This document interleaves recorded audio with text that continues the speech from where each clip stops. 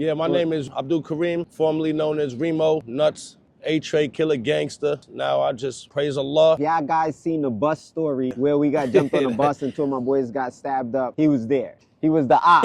I'm 35 right now. I was 12, damn near started picking up that rag. Did you get blessed in? Did you get squared in? The more violence you do is the more you destructing the people. Wherever we was at, we was trying to push badness. You know what it means to be a Muslim? What does it exactly mean? And he was like, you just got to believe in one God and no partners. And you got to believe that Jesus Christ just sent from God as a messenger, not as God. You got to be the person that you proclaim to be, or you're going to be the person you used to be. And God gave me the strength and the ability to tell everybody in the projects what I believe, who I believe in, and give them the opportunity to even turn to God. So that really became my mission, trying to save the gangbangers, no matter what gang you came from. Just let them know that God is the real big homie and no man give you life besides Allah. But for sure, you're definitely gonna go back to God who gave you life. So if I was you, I would start trying to work on this person you used to be, start trying to make that person a better person. So when God takes your soul back, you'll be returning back to him in a better position. باب مفتوح للاجتهادات التقريب هذا حد العالم هذا طالب هذا راسخ والى اخره.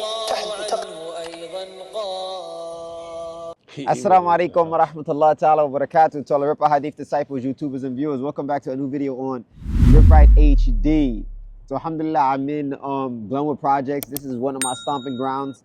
Used to live right around the block. We in Brooklyn right now. Well, alhamdulillah, and we back with Muslim Hood Vlogs. That's what they call it. They named it. I didn't name it. Alhamdulillah. Muslim Hood Vlogs. They coined it that. So I'm here with 𝗪𝗥𝗣𝗦, right? And what's your AKA, brother? They call me nuts, Remo. Right now, Allah, all that out the window is 𝗥𝗚𝗣𝗦. That's it. 𝗪𝗥𝗣𝗦. So now, obviously, with my bro Tay pulling up. Brand new brother. Alhamdulillah. Assalamu alaikum. Come on, see. Come, you up here. You up here. Alhamdulillah. Yeah. Alhamdulillah. You're good looking. Yeah, I ain't trying to get struck on YouTube, my boy. Yeah, appreciate you. We pushing the P. You know what it is. It's time to start letting the world know how much God is important, man. Yo, much love, bro. Appreciate you. Yeah. So give us a little brief history. I want to give us, you know. Yeah, my name is 𝗥𝗚𝗣𝗦, formerly known as 𝗪𝗏, 𝗪 killer gangster, formerly known as. Now I just praise Allah, push the deen, and try to save all of the brothers amongst me and anybody that's family or a friend or a stranger. Try to tell them the right deal and who's the big homie, who's really to be praised, and just lead them in the right path better than what I was led. Iowa, and where you was born and raised? I was born and raised in Flatbush Gardens. Now it's formerly known as Vanderveer, notoriously known as. God made me get through that, made it out of that, elevated to Islam, and able to look back and see how much I was spared from the evil darkness, man. Iowa, so you Muslim now. Okay, so you grew up in Vanderveer. Obviously, we had some issues with Vanderveer. Yeah. Right, and what's crazy is if y'all guys seen the bus story, yeah, where we got jumped on the bus and two of my boys got stabbed up, he was there. He was crazy. He was the op. Crazy. But look, we sit. Yeah, now we brothers now. Allahu Akbar. They stabbed at two of the bros. Word. So you know, gangbanging time. So, give us a little history. So, what age did you kind of jump off the porch, turn 𝗪 gangster? Like, what was the spill in the Veer at the time? It was like born and raised in the Veer, so it was naturally like I woke up and walked into that life. You know, everybody that was around, all my friends, that's where we lived. We just did it. Did they have like a specific, because right now we at the G building. If you say G building, it's ma'ruf, meaning it's well known. Did you have like front page? I'm from front page, or I'm from... Right, I'm from Parkside Court. I'm from the court right next to the park. Right connected, right across the street from front page, you feel me? But just to be in Vanderveer around those times and just to be living in there, you couldn't even be, it was dangerous. I know. To be able to make it out of there, it was a blessed thing to do. But now that I turn back now, I'm seeing what I was spared from those times to even me being Muslim now and going back to try to go save those people. How old are you? I'm 35 right now. I was 12, damn near started picking up that rag. Okay, so you was 12. So how did that work out? Did you get blessed in? Did you get squared in? Who was your big homie? I thought I was blessed in until a year in. They told me, "Yo, you ain't get your issue yet. Come here, it's time for you to get your issue." So I you got had to my get- issue. Okay. Got my issue. Yeah. Was it bad? It was calm. I held it down. I did what I was supposed to, but I was no. They didn't 60 spare seconds, me. Yeah, 6 minutes. maybe about 6 minutes. 3 grown men. You feel me? Understand that you can handle yourself. You was 12. You was 12, 13. They was what? There was 16, about 17? 17, 18, 16, the youngest. Okay, so now you officially a trait, right? Yep. So you about 13 years old. Who's your big homie at the time? Around that time, you got a lot of people running around. It was a whole bunch of different things going on. You had everybody had a big homie for different sides, but that was the guy for my neighborhood. Okay, so a trait was basically broken off into other sets. Right. It was in fractions. Okay, copy that. So now you running around the bush. Like, what's going on? What's the mentality at the time? What high school you going to? Savage. We coming from it's from junior high school, from Shellbank. We going to take up the problems from Flatbush and Sheepshead. We taking care of that as a young kid. What age is this? This is 12, 13. We taking up people's problems we don't know nothing about. And what year you think? Maybe say 2007, 6. It may not. It has to be like 05. Probably 05. 2005. Yeah, because I think that happened with me in 03. Yeah, so around like 05. Yeah. You say I just bus started situation. Madison around like 05. Yeah. Okay, because I'm 39, he's 35, so he was a lot younger than me when that situation happened, and the bros that was with me was a year younger than me. Right. Okay, copy that. All right, so you running around, you putting in pain, and your status starts to elevate. Elevating. Everybody think you the hottest thing out. You the coolest thing out. You could chill with all of the big homies. You that nigga. You lit. But it's really cap. Like, it's just for the more violence you do is the more you destructing the people, man. The youth is looking at you. People you don't even notice is looking at you. So you just gangbanging strictly. You're not getting no money. No money. Just let's see how much chicks you could get. Let's see how much people you could bang out. Still living with mom. Still living with mom, Duke. Still can't fend for yourself. No, I'm tired. Yeah. Okay, so now 12, 13. Let's start talking about 16, 17. When did you start like picking up the ratchets or going OT if that was your thing? When did you start like moving to other hoods, or was you like stationary? I grew up in every hood because my family big, so I got a family member in every neighborhood. So I'm known in every neighborhood for some way or another. I got family there, so I was raised up in their areas one time or another. So I pretty much grew up terrorizing wherever I could at the point in time. If it was Flatbush, if it was 𝗪𝗣𝗧𝗏, if it was Sheepshead, wherever we was at, we was trying to push badness, and that's it. Until we understood much better, getting older, going out of town, being in town, losing a lot of friends to gang violence, to being deported, to being jailed, to being buried. At that point, you just, yeah. Okay, so at what age did you start to say, yo, I'm bugging? I started losing friends at like 12 and 13. So around like 17, I still had my life, and I was thankful. I started to look for something else, and I always knew that I was a leader, so I never really followed nobody. So I was looking for a different way out around those times. And then you mentioned, because now you're around like the G Building, Glenwood project, you said, I didn't really mess with that area because it was known for Bloods at the time. Right. Right? So did you ever like come through here at all, or you just never This was a no-go zone. This was the ops lived. They was blood out here for everybody that knew what I knew. You know what I'm saying? You come over here, you come to tear it up, or you staying away from over here. It's the ops over here from how I was raised. From how he was raised, yeah, without a doubt. But what's crazy is because the projects is in the middle and it's surrounded by nothing but side blocks, nothing but Crips. And the crazy thing is, the Crips was out here way before the Bloods, which is strange. All right, so 17, what opened your eyes to say, yo, you know what? Islam is the key. I had got shipped out of town. I was tripping out here. Mom Duke shipped me out. I was going to school out of town in the South. And I had met one of my friends that's my close friend today. And from since then, he was Muslim. He was born Muslim. And he was just telling me from jump, just telling me like, yo, you can't just be gang, bro. You got kids. Oh, you're going to have kids. You got family. You can't just be gang. You can't just be gang. And was pushing that. And for a while, he was pushing it, and then I was like, good, bro. 𝗪𝗥𝗚𝗏𝗧𝗏. How you feeling? So where you got shipped to? I got shipped to Atlanta. Was going to school out there. My aunt, I was wilding so much. What grade you think? About within just straight out of junior high school, about ninth grade. Ninth grade. Wilding out. Mom Dukes couldn't handle me. I was giving her too much pressure. She sent me off different environment. It helped me in a better way, in a longer way. So in ATL at the time, what's Ma'ruf? What's the well-known gangs they got out there, if any? It's Bloods and it's Crips, but more or less, like I'm coming from New York, so I'm fly. I'm the leader. When you're coming from here going into the South, so it's more or less where I'm coming from is what I'm still pushing. Yeah. I'm still talking about Crip this and Crip that.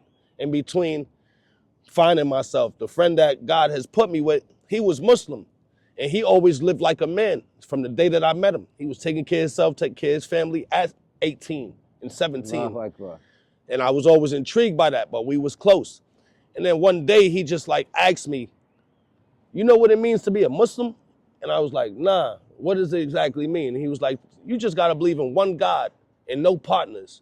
And you gotta believe that Jesus Christ is real, but no God, just sent from God as a messenger. But we believe in him as a messenger and not as God. And me growing up as Christian, I always was raised to believe in Jesus Christ, but never felt like that was the exact God in my heart. So when he answered me that question and told me that, I identified myself as a Muslim at that point, and I started to strive from there on. SubhanAllah. So you didn't even take Shahada officially? Not even. Okay, so move on from there. When does it really get real for you, as far as Islam is concerned? Gets real as time passes, and you start to have kids outside of wedlock. You start having kids in between the wildness, and then Mom Dukes, she explaining to you, son, you got to be a dad to your kids. I can't take care of them. You saying multiple. And there you go, and I'm having one, and then I got two at 21, 22. I got two kids, so now everything what I was thinking is coming to light. So you're claiming to be Muslim, but you're not praying, you're not fasting, praying. Don't know Al-Fatiha, you don't know nothing, but you just feel like this is true, this is it. But living the gangbanging life still. Now. Still in ATL? Still in ATL. Kids from ATL? No, I'm sent back here now after that message. Got kicked out of school, sent back here, back on track with the gangbanging. But I had that same friend that taught me about Islam and told me what was right and what was wrong about life. From Atlanta? Atlanta. Kept in touch with him. As I kept in touch with him, giving you dawah. He's giving me dawah. He's bringing me closer to the deen, explaining to me more about the mission of what God wants us to be doing here. I get older, I end up moving back out there and sacrificing my whole life into the deen, building myself up, learning the deen. Now this is from 18 to like 23, 22, 23, yeah. This is when it starts getting serious and I start really wanting to change my life and starting to really practice something different than gangbanging. And as I stopped and I started to approach the deen more and more, Allah made it easy for me to just replace it with goodness. I just replaced all the ignorance with goodness. And I just stayed, I was away from New York, so I was able to learn and build. So I built my deen up so much to the point where when I came back here, I just wanted to turn everybody that I knew and didn't know Muslim. And then, so you moved to the G building? I moved to the G building, ended up moving to Glenwood Projects. Mission is, you gotta be the person that you proclaim to be, or you're gonna be the person you used to be. And God gave me the strength and the ability to tell everybody in the projects what I believe, who I believe in, and give them the opportunity to even turn to God. So that really became my mission, trying to save the gangbangers, no matter what gang you came from. I just let them know that God is the real big homie, and no man and nobody in this life can have power or give you life besides Allah. So I gave them that security.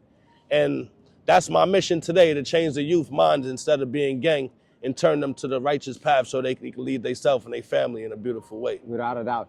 Because we do have some people, whether it be O-Block, whether it be Maryland, whether it be Philly, you name it, in different areas, they're still banging and Muslim. Jersey, it's tough. It's not an easy situation to get from, especially when you're used to it. It's a habit, like Mufti mentioned in the khutbah today, right? Yeah. He said bad habits. Sometimes you want to stop them, but it's not you. As soon as you wake up, you get on the toilet and you get a cigarette. It's like, even if you don't want to do it, it's it's autumn. Like second nature. Yeah. It's a habit. Accustomed to. Yeah, you just accustomed, and you've been doing it so long. It's just like the gangbanging. If you see somebody, you've been Muslim 5 years, it's automatically you piece them, right? Yeah, that's throwing it. up Crip or throwing That's up it. blood is just something that you just can't get away from at the time. So now you start to push peace, right here in Glenwood Projects, right? And you start to call the people to Islam, and how was it? It wasn't easy at first, man, but it was definitely a journey, and it's still a journey. What it is you have to actually, Islam is a lifestyle, it's a way of living. So you got to be you can't be a hypocrite within it. And then the people they're gonna gradually come towards you. You got to be living what you're saying. See, to walk through here throwed up and like this, you got to be sure of yourself. And then the people gonna understand you much more better. You can't be out here trying to go backwards, and you got to be leading them in the right way. And we all struggle, because you become Muslim don't mean you're not going to have your own struggles, and you're not going to have your weaknesses. But we have something to turn to when you don't have nothing to turn to. You have God. And in the times of hardship and difficulty, brothers be like, I got you, but they don't got they self. We all need God. So the best way for me to tell somebody to help they self is to turn back to the one that we all going to return back to, God. So I gave them that way. If you're going through something hard, look, bro, turn to God. Look, bro, come towards God. And I just push that narrative rather than trying to take the family and destroying it more than we already been destroyed. Yeah, so there's a masjid close to my mother's house, 85th, 𝗪𝗣𝗦𝗧𝗂𝘁. And alhamdulillah, I've been doing some regular da'wah work through, obviously, my social media. And alhamdulillah, this brother has been bringing numerous people right from where he's at right now to the masjid, and they're accepting Islam, right? Alhamdulillah. And so some brothers see me there, and they're like, yo, you got to meet this brother. Man, he's every week, every Jumu'ah, he got a 1, he got 2, he bringing brothers with him every time, and they kind of like accepting Islam. So it's like, yo, I got to link up with the brother. We links up, but I had met him way before, and come to find out, it's my ops. You feel what I'm saying?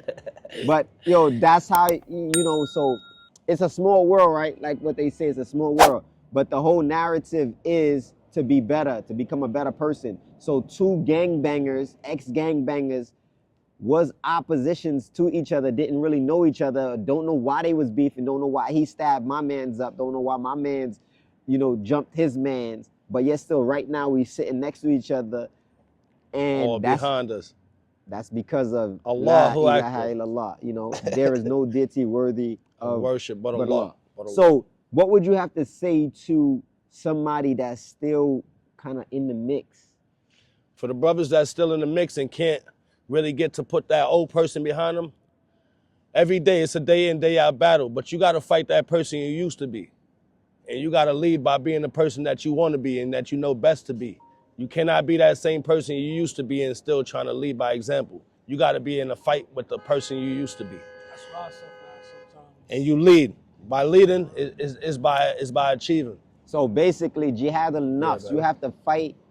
You have to fight oneself, and we know that's ma'ruf in Islam. That's the first type of jihad. Because if you're not sound in mind, body, and soul, how are you going to fight against the kuffar? If it's time to defend yourself, your family, your lands, you're going to oppress the people. Somebody's going to surrender, you're still going to kill them because you haven't fought your nafs yet. You're still in savage mode. So definitely, like he said, man, for all the youth out there that's battling in between Islam and gangbanging, or just gangbanging and being a regular person, whether you're not Muslim or not, you're trying to find yourself, you have to lock in. You have to think about who you want to be opposed to who you are right now, because who you are right now is either going to be dead or in jail. But for sure, you're definitely going to go back to God who gave you life. So if I was you, I would start trying to work on this person you used to be, start trying to make that person a better person. So when God takes your soul back, you'll be returning back to him in a better position, in a better situation. You'll be at least got a fighting chance in heaven. Yeah, so y'all know what time it is. This is just part 1. We're going to go deeper into 𝗪𝗏𝗪𝗏 and his childhood and being raised in the Veer, and we're gonna give a whole nother spill. Yeah. So for right now, we got 2 other brothers that we about to delve into their journey into Islam as well from the streets. And you know, you gotta remember, we still in the streets. It's a reality. Right. We haven't left from where we was born or where we was raised, you know, a lot of us. So you're gonna have to deal with people accordingly. I know what time it is. Stay tuned, stay ripped, 6-pack, big back, big facts. 𝗪𝗏𝗪𝗏.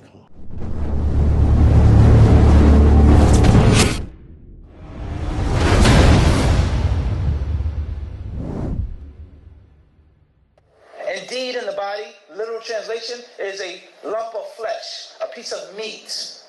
إِذَا صَلَحَتْ صَلَحَ الْجَسَدُ كُلُّهُ. And when that lump of flesh